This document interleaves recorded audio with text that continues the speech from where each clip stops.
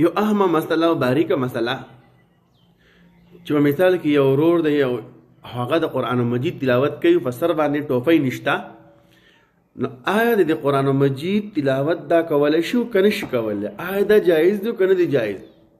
الجواب، مین مقصد تلاوت کول دی د قرآن مجید، خو که لیکن چا ټوپۍ ورته په سر کړه او ورسره اودس هم وکړو د دې سره قبلې طرف ته مخ کو او د قرآن مجید تلاوت کوي، د هغې د ادب او خیال وساتلو ډېره ښه ده.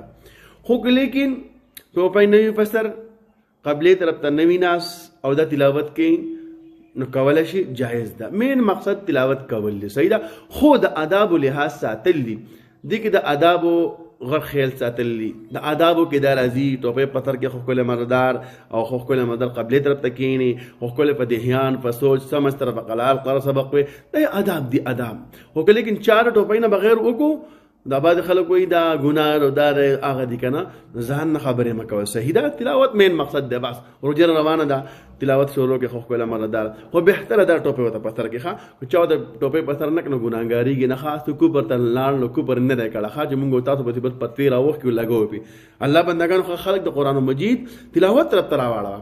کله دا خلک د قرآن مجید تلاوت ته کېناستلو، بیا په قلاره قلاره ورته لږ لږ اداب بیانوه، نو هغه قرآن مجید تلاوت شروع کړی نه او تا ورته دا خبره ورمخې ده کړي، دا خو نه کوي ښه.